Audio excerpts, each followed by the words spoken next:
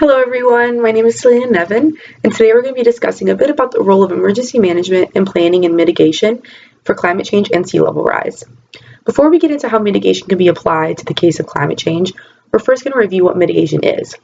As we remember from week 2 of our course, mitigation is one of the 4 phases of emergency management and should come before all other phases. It helps to reduce the probability of a disaster occurring and also tries to lessen the effects of a disaster as well. Some common examples are putting up hurricane shelters to prepare for a hurricane or establishing strong building codes to protect from several different kinds of disasters. Our class stresses the importance of mitigating before a disaster occurs.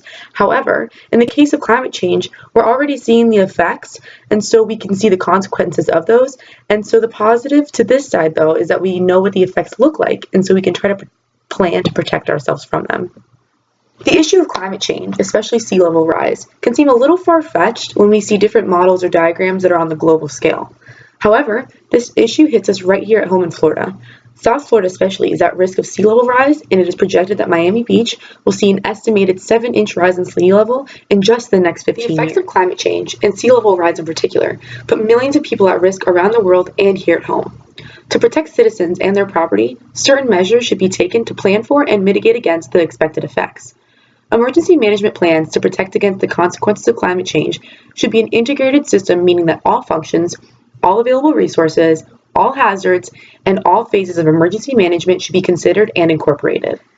At the individual level, people can prepare and protect themselves by doing a multitude of things, such as getting flood insurance, raising their homes, or even relocating to an area that is less at risk.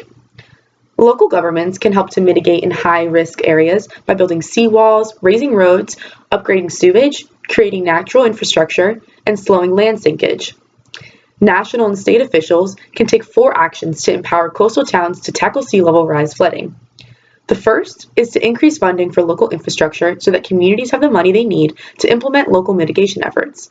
Second action state and national governments can make is to protect our military bases.